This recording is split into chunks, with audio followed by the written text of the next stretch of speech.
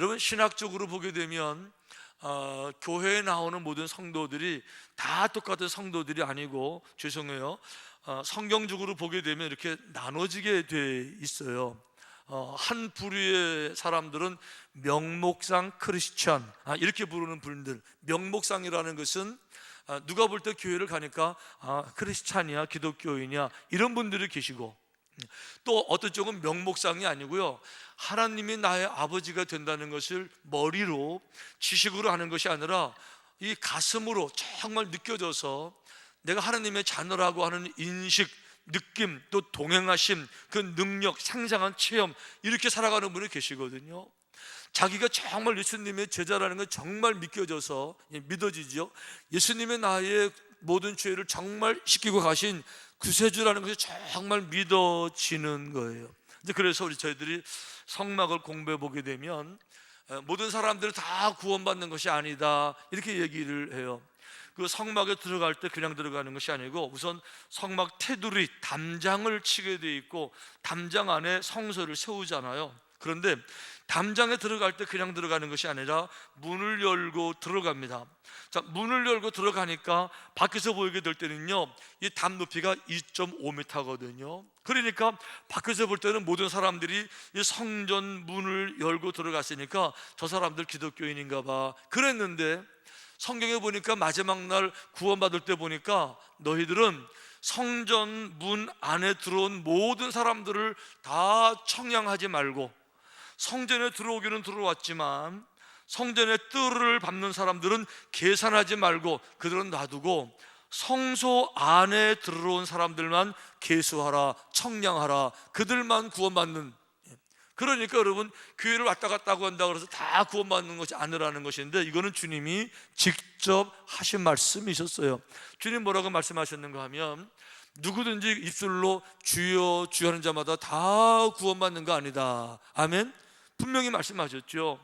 그러니까 하나님을 믿는 믿음이라고 하는 것은 내 노력으로 되는 것이 아니고, 정말 하나님의 영으로 더불어서 성령께서 내게 오셔서 우리 눈을 활짝 열어주셔서, 그래서 주의 음성을 듣게 하시고 성령께서 내게 오셔서 성령님의 세례, 성령님의 기름 부으심, 터치하심, 성령 충만한 역사 가운데 비로소 눈이 활짝 열려지게 되는 거죠.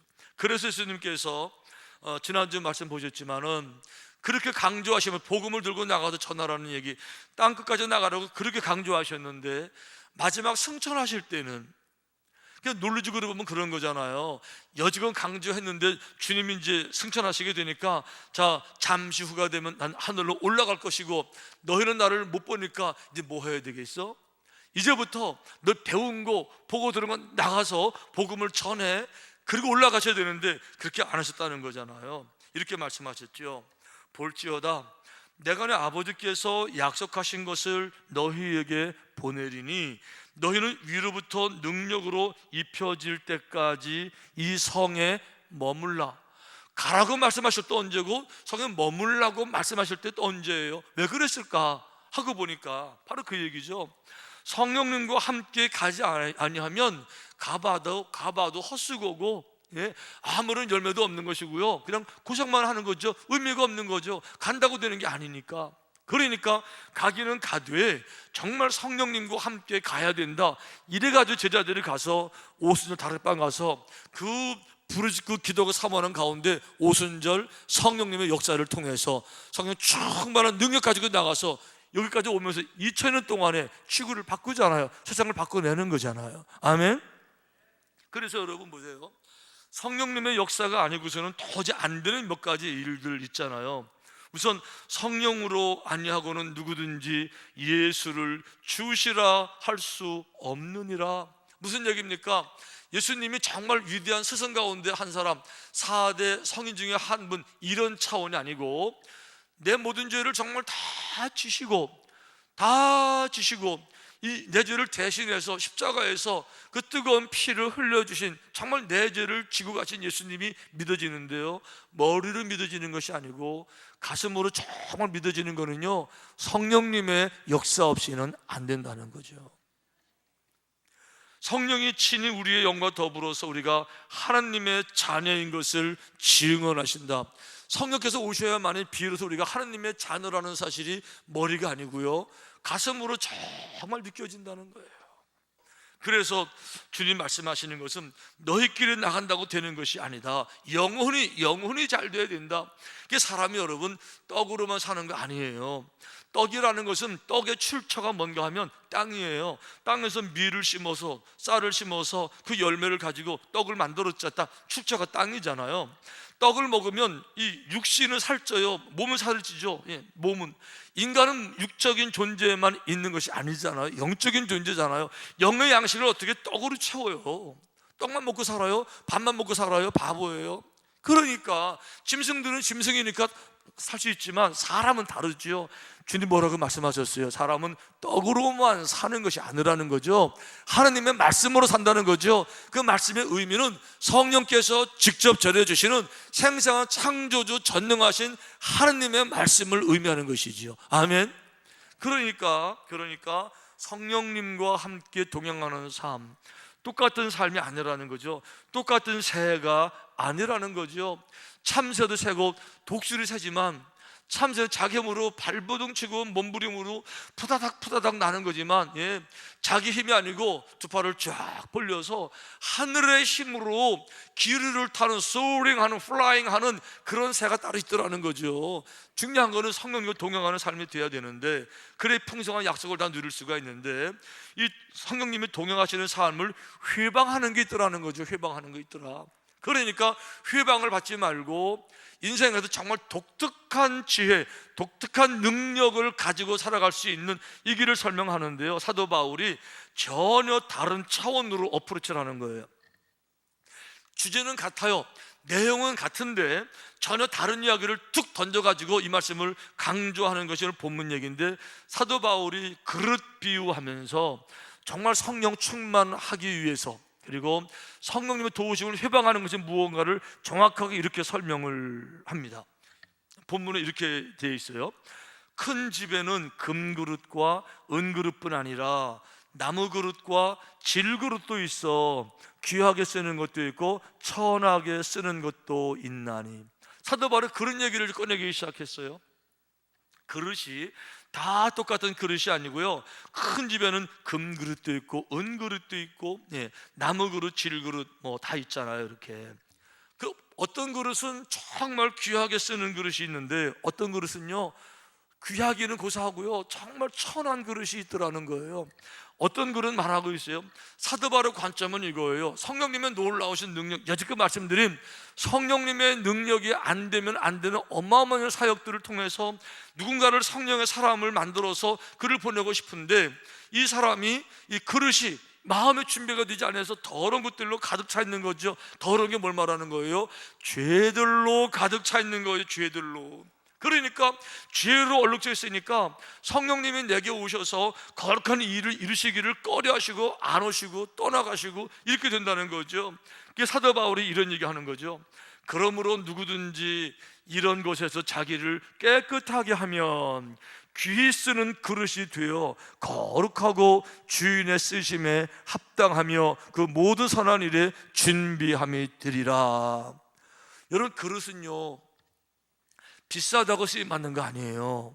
그릇은 만든 재료가 좋다고 쓰임 받는 거 아니에요.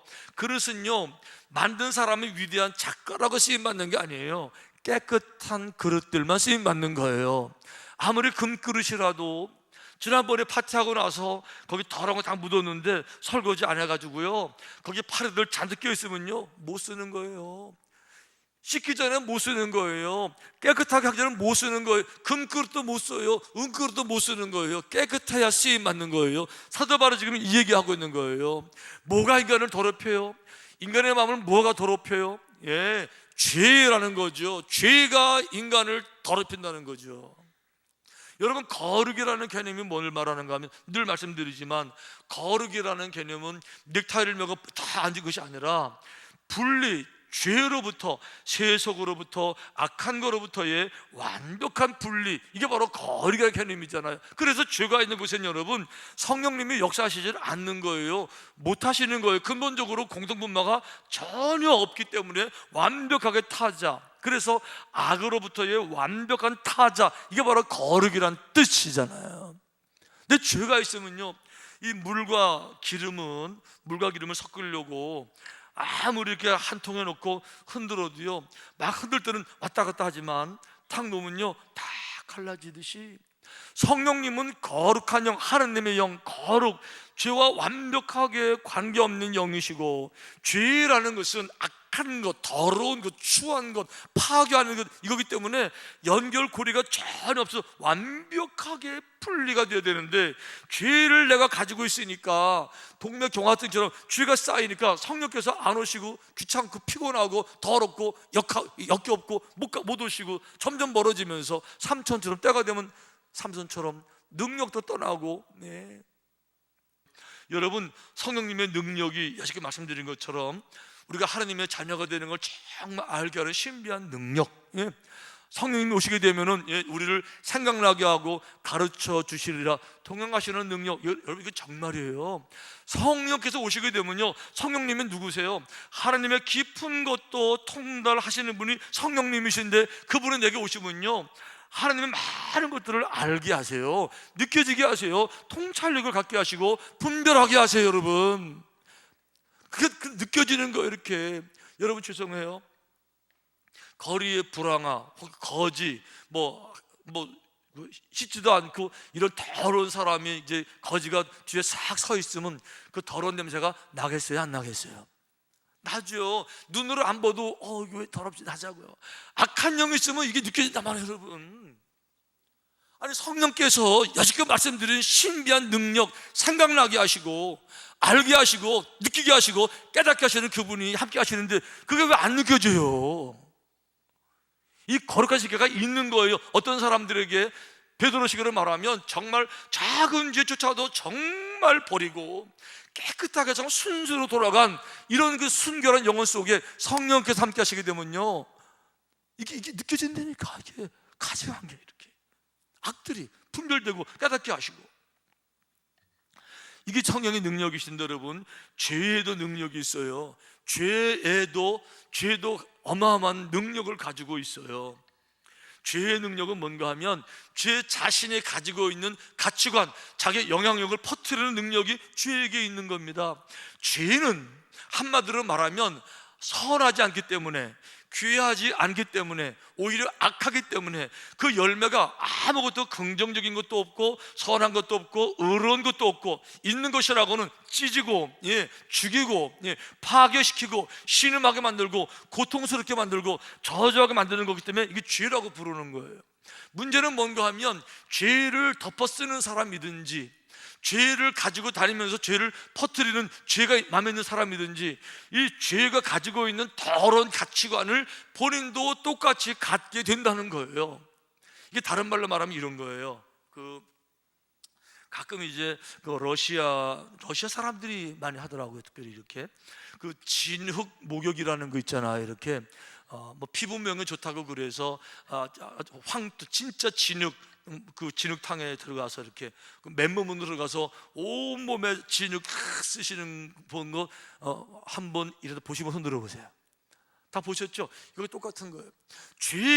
죄는 진흙과 같은 거예요. 죄는요, 진흙은 안 더럽지만, 진흙은 안 더러운 거 사실은요, 영적으로 말하면 그렇다는 거예요. 죄는요, 더러운 진흙 자기 자체가, 왜? 죄는 항상 누굴 죽이고 피눈물을 흘리게 하고 심장을 찢고, 예, 상처를 주고 파괴시키는 게 죄잖아요. 그러다 내가 죄를 지으면 어떻게 돼요? 죄의 흔적이 내게 들어오는 거예요. 내가 진흙탕에 들어가면 진흙이 내게 묻는 겁니다. 내가 거울을 보는 순간에 나는 안 보이고 죄가 나를 덮은 게 보이는 거예요. 그래서 죄인들은요, 어느 누구도 자기 자신에 대해서 당당한 자존감, 당당한 정체성을 절대로 가질 수가 없어요. 왜요? 죄가 평상시에 더럽다고 생각했는데, 더러운 죄가 내게 있는 것이 아니라 나를 덮어 씌웠으니까 나를 볼 때 죄가 보이는 거예요. 죄가 무가치한 것처럼, 죄가 더러운 것처럼 내가 더러워 보이고, 내가 무가치해 보이고 부끄러워 보여서 자기 스스로, 누가 말하지 않아도 내 스스로가 얼마나 비참해 보이는지 몰라요. 그래서 죄를 지은 사람들은 그런 그 비참한 마음을 다 갖게 되는 거예요. 이게 죄의 영향력이라는 거죠. 다윗이 그랬습니다. 다윗이 정욕적인 죄 바세바 범하고 나서 정말 그 죄를 짓고 났잖아요. 그 죄가 자기를 짓누를 때 내가 나를 보면서 와, 나는 어떻게 이럴 수가, 어떻게 이럴 수가, 인간은 고사하고 남의 부인을 뺏으려고 남의 남편을 죽여요. 이걸 인간의 탈을 못할 걸 하고 나고 나니까 내가 누구냐, 수렁으로 쭉 떨어지면서 짐승 같고 벌레 같고 쓰레기 같고 내 자신을 바라보는데 인간의 탈을 쓸 악마 같고, 그 고통을 이렇게 표현하는 거예요. 내가 입을 열지 아니할 때에 종일 신음함으로 내 뼈가 쇠하여도. 이게 죄의 무게라는 거예요. 죄의 무게가 나를 짓누르는데 견디지를 못해서 내가 종일 신음한다는 거예요. 신음, 죄의 무게.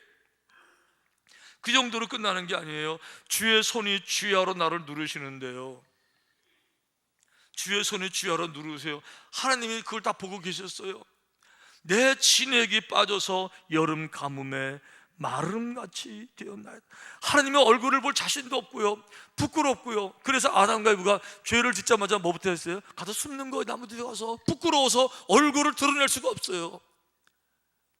누가 지적해서 그러는 게 아닙니다. 누가 흉물 봐서 그러는 거 아니에요. 에덴 동산에 아무도 없었어요. 아담과 이브밖에 없었어요. 그래도 가서 숨는 거예요. 그래도 부끄러워서.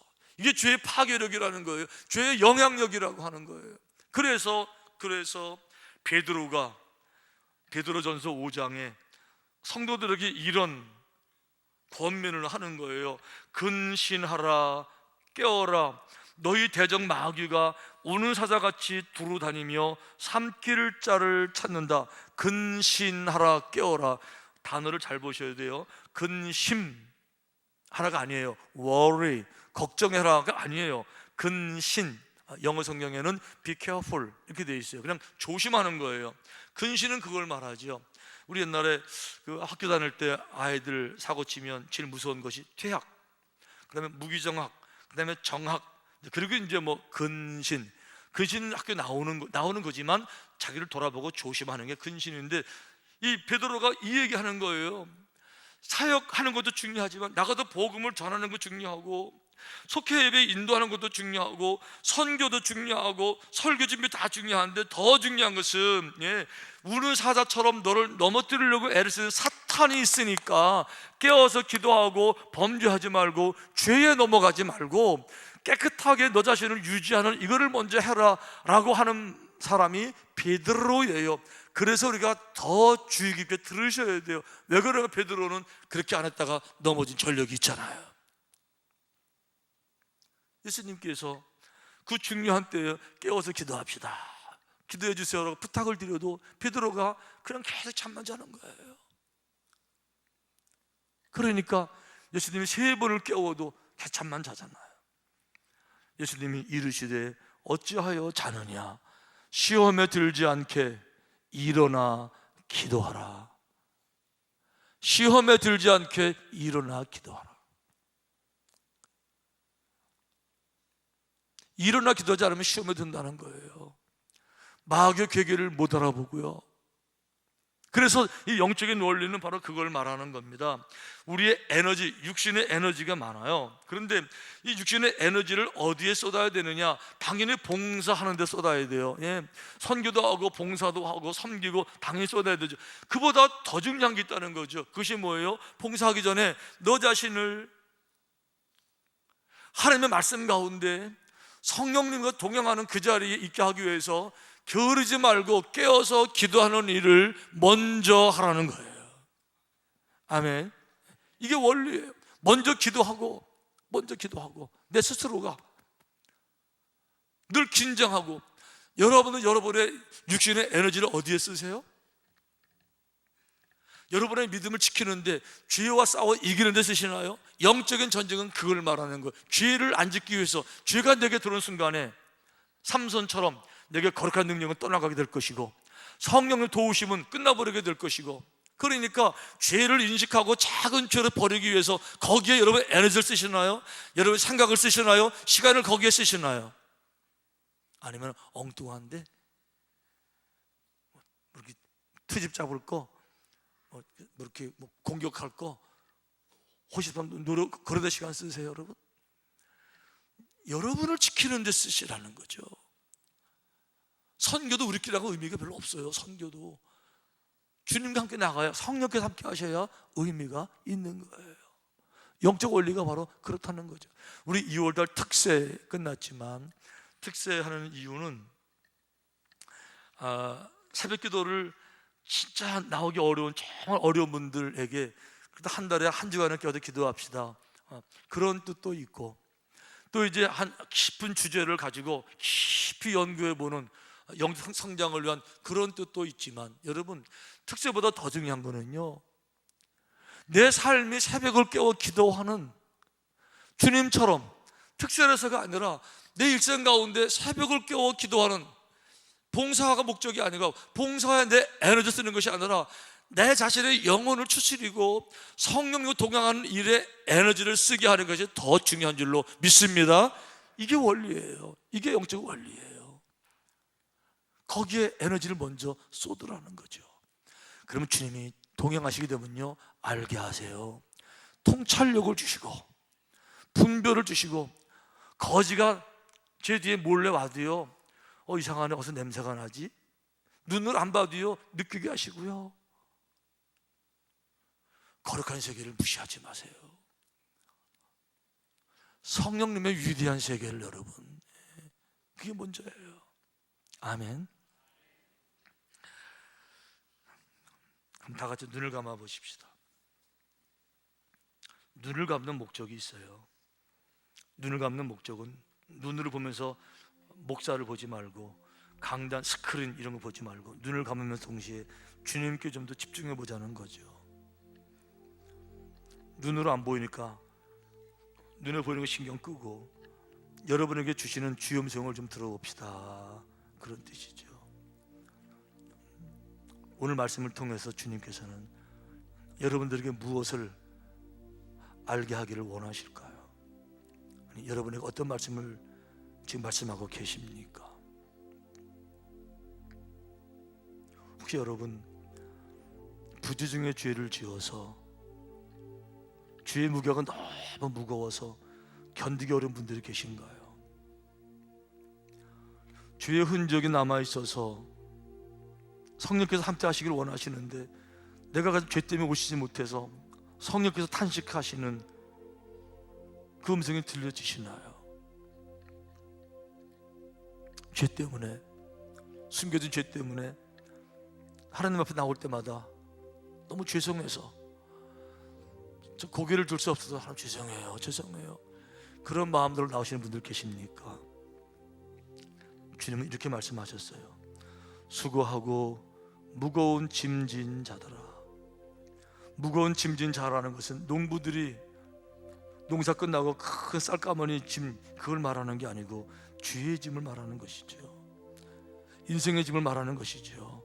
이제는 다 오라는 거죠. 그만 무거워하고 그만 신음하고 정말 주님께 오라는 거죠. 여호와께서 말씀하시되 오라 우리가 서로 변론하자. 진짜 오시라는 거죠. 와라는 거죠. 변론하자는 거죠. 마음을 열고 정말 대화해보자는 거죠. 죄를 죄로 느끼고 죄송스러워서 주님 죄송해요, 주님 정말 죄송해요, 주님 고개도 들 수 없고 정말 비참하고 너무 죄송해요, 그런 분 계십니까? 그들 인정하기만 하면, 주께 내어놓기만 하면 너희의 죄가 주홍 같을지라도 눈과 같이 희어질 것이고 진흥같이 붉을지라도 양털처럼 희게 될 거라고 약속해 주셨어요. 이 일 때문에 예수님 보혈을 흘리셨고 그 보혈을 지나서 그 보혈로 우리 죄를 보혈에 묻히기만 하면 그 보혈에 씻겨서 용서해 주시는 거죠. 그래서 정직한 자들이 구원을 받는 겁니다. 정직하게 죄를 인정하고 자복하고 부끄럽다고 인정하고 수치를 인정하고 주께 내어놓을 때, 그 보혈을 지나갈 때 주님께서 우리 모든 죄를 씻기시게 될 줄로 믿습니다.